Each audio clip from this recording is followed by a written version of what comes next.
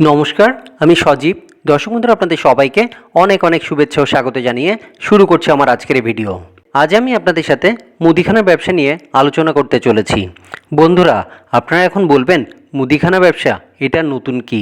এটা হলো একটা লসের ব্যবসা। এই ব্যবসা করে আবার লাভ আছে নাকি? লস ছাড়া শুধু বাকি আর বাকি। হ্যাঁ বন্ধুরা, আপনাদেরকে মুদিখানা ব্যবসা করতে হলে কিছু জিনিস অবশ্যই মাথায় রাখতে হবে, তাহলেই আপনি লাভের মুখ দেখতে পারবেন। আপনি মুদিখানা ব্যবসা গলিতে না করে মেন রোডে করলে ভালো হবে, কারণ মেন রোডে করলে আপনি সারাদিনে অনেক কাস্টমার পাবেন এবং বাকি দিতে হবে না। যেহেতু আপনার কাস্টমারের পরিমাণ বেশি থাকবে, তাই আপনাকে বাকি না দিলেও চলবে। আর যদি গলির মধ্যে দোকান হয়ে থাকে, তাহলে আপনার কাস্টমারের পরিমাণ কম থাকবে এবং শুধুমাত্র একটা নির্দিষ্ট পাড়ার লোক ছাড়া আপনি আর কোনো কাস্টমার পাবেন না। আপনাকে মাথায় রাখতে হবে, বাকি দিলে কিন্তু আপনি কাস্টমারটাকে হারাবেন। আপনার থেকে বাকি নেওয়ার পর যখনই বাকির পরিমাণ বেশি হয়ে যাবে, তখনই সেই কাস্টমার আপনার দোকানের সামনে দিয়ে আর আসবে না। তখন সে বাকির টাকা দেওয়ার ভয়ে অন্য দোকান থেকে মাল ক্রয় করবে এবং বাকির টাকা খুঁজলে এমন বিহেভ করবে যেন আপনি বাকি দিয়ে অনেক বড় দোষ করেছেন এবং সে আপনার থেকে বাকি নেয়নি। আপনি তাকে ধার দিয়ে অনেক বড় দোষ করে ফেলেছেন। বাকি দেওয়ার ফলে আপনি যেমন কাস্টমারটা হারাবেন, তেমনি ঝগড়া অশান্তির সৃষ্টি হয়। কিন্তু এত কিছুর পরও মুদিখানার ব্যবসায় লাভ আছে। হয়তো লাভের পরিমাণটা কম, কিন্তু কিছু পণ্যে লাভটা অনেক কম থাকে, আবার কিছু পণ্যে লাভটা বেশি থাকে। অ্যাভারেজ করে আপনাকে হিসেব করতে হবে। এই ব্যবসায় যদি লাভ না থাকতো, তাহলে রিলায়েন্স থেকে শুরু করে স্পেন্সার্সের মতো বড় বড় কোম্পানিগুলো তাদের বড় বড় শপিং মলগুলোতে এবং আউটলেটগুলোতে গ্রোসারি আইটেম রাখতো না। আপনি কিন্তু বড় বড় শপিং মলগুলোতে অথবা আউটলেটগুলোতে বাকিতে কিনতে পারছেন না, আপনাকে কিন্তু নগদে পণ্য ক্রয় করতে হচ্ছে। এছাড়াও আপনাকে যে বিগ বাস্কেটের মতো কোম্পানিগুলো বাড়িতে গ্রোসারি আইটেম দিয়ে যাচ্ছে, সেখানেও কিন্তু আপনাকে নগদে পণ্য ক্রয় করতে হচ্ছে। বাকির কোনো গল্প নেই। তাই এইসব কোম্পানিগুলো অথবা শপিং মলগুলো লাভের মুখ দেখতে পায়, সেখানে তারা ডিসকাউন্ট দিলেও তাদের যেহেতু বাকির ব্যাপার থাকে না, তাই তারা লাভের মুখ দেখতে পায়। মানুষ বলে মুদিখানার ব্যবসায় লাভ নেই। বন্ধুরা, সব ব্যবসায় লাভ আছে। লাভ ছাড়া কিন্তু কোনো ব্যবসা হয় না।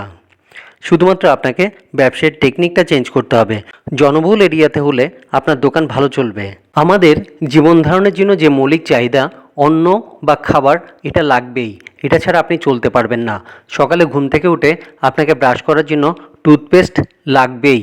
চা খাওয়ার জন্য চা পাতা, দুধ, চিনি লাগবেই। গায়ে মাখার জন্য সাবান লাগবেই। লাঞ্চ আর ডিনারের জন্য চাল অথবা আটা তেল লাগবেই, ইত্যাদি। এগুলো মানুষের দৈনন্দিন জীবনে লাগবেই। এই ব্যবসায় 10 থেকে 15% লাভ থাকে। কিছু পণ্যে কম থাকে, আবার কিছু পণ্যে বেশি থাকে। এবার আসি, এই ব্যবসা শুরু করতে হলে কত টাকা পুঁজি লাগে। বন্ধুরা, আমি নিজে একজন ব্যবসায়ী হিসেবে বলছি, আসলে ব্যবসায় পুঁজির কোনো সীমাবদ্ধতা নেই। আপনি যত ইনভেস্ট করবেন, তত আপনার ব্যবসা পরিধি বাড়বে। কারণ একটা পণ্যের 3 পিস আপনি যে দামে ক্রয় করবেন, 12 পিস আপনি তার থেকে আরেকটু কিছুটা কম দামে ক্রয় করবেন। এক পেটি আপনি আরেকটু কম দামে ক্রয় করবেন। বিভিন্ন স্কিমে বিভিন্ন দাম। অনেক সময় আপনি জানতে পারবেন যে পরের মাসে যে কোনো পণ্যের দাম বেড়ে যাবে। আপনি সেই মালটা বেশি পরিমাণে ক্রয় করে দাম বাড়ার পরও কম দামে পূর্বের একই দামে বিক্রি করলে কাস্টমার আপনার প্রতি বিশ্বাসটা অনেকটা বেড়ে যাবে এবং সেই কাস্টমার আপনার দোকানে একটা পার্মানেন্ট কাস্টমার হয়ে যাবে। মুদিখানা ব্যবসা করতে হলে আপনাকে একটা ট্রেড লাইসেন্স করতে হবে। আপনি যেখানে থাকবেন সেটা কর্পোরেশন, পৌরসভা অথবা পঞ্চায়েত এরিয়া, যেখানেই হোক না কেন, সেখান থেকে আপনাকে একটা ট্রেড লাইসেন্স বের করতে হবে। আপনি অনলাইনে ট্রেড লাইসেন্সের জন্য অ্যাপ্লাই করে ট্রেড লাইসেন্স পেতে পারেন। বন্ধুরা, এই ভিডিও দেখে আপনাদের কেমন লাগলো সেটা জানাবেন। আর এই ভিডিও দেখে যদি আপনাদের একটু উপকার হয়ে থাকে, তাহলে অবশ্যই লাইক আর শেয়ার করবেন। আর অবশ্যই সাবস্ক্রাইব করে পাশে থাকবেন, যাতে পরবর্তী যে কোনো ভিডিও আপলোড করলেই নোটিফিকেশান চলে যায় আপনাদের কাছে। সবাই ভালো থাকবেন, সুস্থ থাকবেন। ধন্যবাদ।